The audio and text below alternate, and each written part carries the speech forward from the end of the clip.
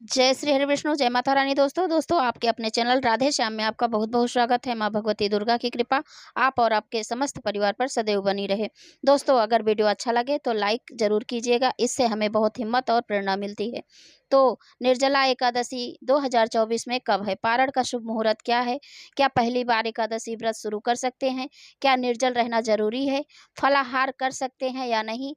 तो देखिए, ज्येष्ठ मास की शुक्ल पक्ष एकादशी को निर्जल एकादशी कहते हैं। इसमें भगवान श्री विष्णु जी की पूजा विधि विधान से की जाती है। निर्जला एकादशी, जैसे कि नाम से ही पता चलता है कि एकादशी में जल का सेवन भी नहीं किया जाता। जैसे कि बाकी एकादशी है, उनमें आप जल पी सकते हैं, फल ले सकते हैं या फलों का जूस भी ले सकते हैं, लेकिन निर्जला एकादशी में आप जल भी नहीं ले सकते। इसमें अन्न जल फल सभी चीज़ों का त्याग करके पूरी तरह से निर्जल रहकर ये व्रत किया जाता है। और इसलिए वर्ष भर में जितनी भी एकादशी है, उन सब में इस एकादशी को सबसे श्रेष्ठ माना जाता है और सबसे कठिन भी माना जाता है, क्योंकि इस ज्येष्ठ माह में तपती गर्मी होती है और गर्मी में निर्जल रहकर ये व्रत करना एक तपस्या के समान माना जाता है। तो इसका फल भी बहुत अधिक माना जाता है। ऐसा कहा जाता है कि जो पूरे एकादशी व्रत रखने से जो पुण्य हमें प्राप्त होता है, यानी जो फल हमें प्राप्त होता है, वह एक ही एकादशी व्रत से हो जाता है, जो कि वह निर्जला एकादशी का व्रत है। आप निर्जल रहकर यह व्रत करते हैं तो इसका फल भी बहुत अधिक है। तो अगर आप निर्जल रह के करते हैं तो अत्यंत श्रेष्ठ है। मान लीजिए आपका स्वास्थ्य ठीक नहीं है, आप निर्जल नहीं भी कर पाते हैं, तो भी फलाहार के द्वारा जलहार के द्वारा आपको व्रत करना चाहिए। देखिए, आप सभी एकादशियों का व्रत नहीं भी करते हैं तो भी निर्जला एकादशी के दिन व्रत धारण कर सकते हैं। जरूरी नहीं है कि आप सभी एकादशियों का व्रत करें, लेकिन निर्जला एकादशी का व्रत फिर भी आपको करना चाहिए, क्योंकि आप निर्जल नहीं भी कर पाते हैं तो भी फलाहार के द्वारा भी आप कर लेते हैं, तो भी यह एकादशी बड़ी एकादशी मानी जाती है।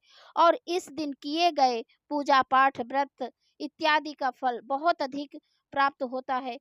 दान का फल बहुत अधिक प्राप्त होता है। भगवान श्री हरि विष्णु के नाम का जप बहुत अधिक प्राप्त होता है। इस दिन भगवान श्री हरि विष्णु का किसी भी मंत्र मंत्र किसी भी स्तोत्र का आप पाठ कर लेते हैं तो इसका फल कई गुना होकर आपको मिलता है, प्राप्त होता है। निर्जला एकादशी के दिन घड़े का दान करना सर्वश्रेष्ठ माना जाता है।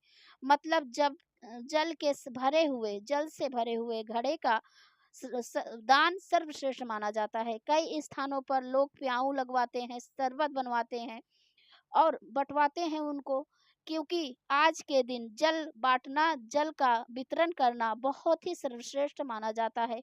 यदि आप भी अगर निर्जल होकर ये व्रत कर रहे हैं और इस अवस्था में आप जल का वितरण करते हैं तो इसका फल और भी अधिक हो जाता है, क्योंकि स्वयं प्यासे रहकर दूसरे को जल पिलाना यह महान पुण्य माना जाता है। और जो भक्त पहली बार एकादशी का व्रत प्रारंभ करना चाहते हैं तो देखिए, ये सबसे बड़ी एकादशी निर्जला एकादशी है। आप चाहें तो इस दिन से आप अपने व्रत का प्रारंभ कर सकते हैं। अब बात करें निर्जला एकादशी कब है, तो देखिए, एकादशी तिथि प्रारंभ हो रही है 17 जून को सुबह 7:43 पर, और समाप्त कब होगी तो 18 जून सुबह 6:24 पर।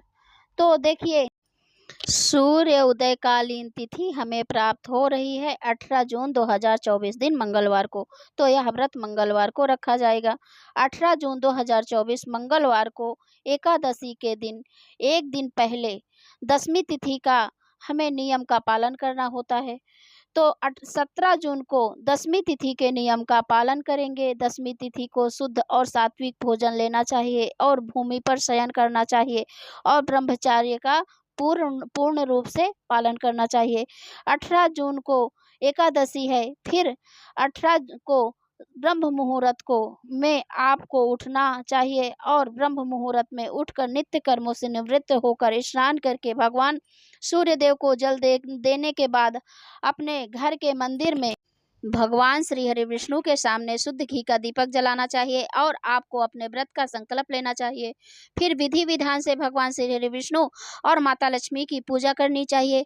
फिर एकादशी के दिन आपको व्रत धारण करना चाहिए और फिर द्वादशी के दिन आपको अपने व्रत का पारण करना चाहिए। और द्वादशी तिथि प्रारंभ हो रही है 18 जून को सुबह 6:25 पर द्वादशी तिथि समाप्त होगी 19 जून को सुबह 7:28 पर।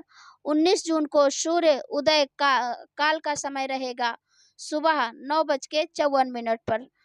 अब और द्वादशी तिथि 7:28 से पर समाप्त हो जाएगी और सूर्योदय के बाद यानी सुबह 5:24 से 7:28 तक आपको अपना व्रत खोल लेना चाहिए, व्रत का पारण कर लेना चाहिए, क्योंकि द्वादशी समाप्त होने के बाद एकादशी का व्रत का पारण पाप के समान माना जाता है। इसलिए अपने व्रत का पारण सही समय पर अवश्य कर लीजिए। निर्जला एकादशी व्रत से जुड़ी हुई कोई भी आपके मन में यदि प्रश्न है तो कमेंट बॉक्स में लिख सकते हैं।